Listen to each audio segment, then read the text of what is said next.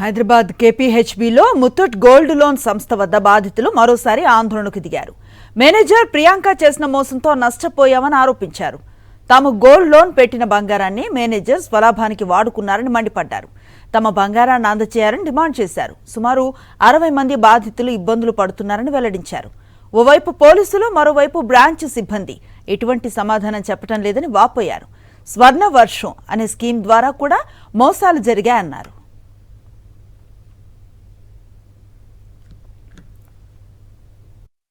స్వర్ణ వర్షం అనే స్కీమ్ కూడా ఉందిట, నాకు తెలియదు. దానిలో బాధితులు కూడా ఉన్నారు. నాది మాత్రం గోల్డ్ స్కామ్ ఒక్కటే.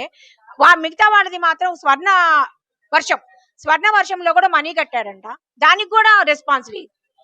అది కూడా కొంచెము ఎంక్వైరీ చేయాలని మిగతా బాధితుల నుంచి నేను కోరుకుంటున్నా.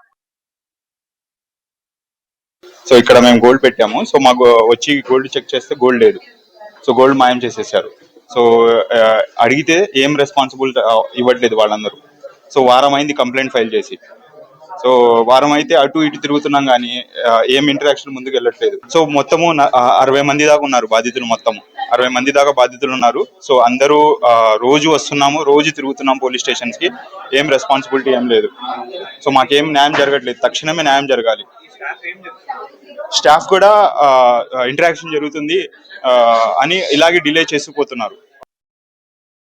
మరిన్ని అప్డేట్స్ కోసం ఛానల్ ను సబ్స్క్రైబ్ చేయండి. నోటిఫికేషన్స్ కోసం బెల్ ఐకాన్ పై క్లిక్ చేయండి.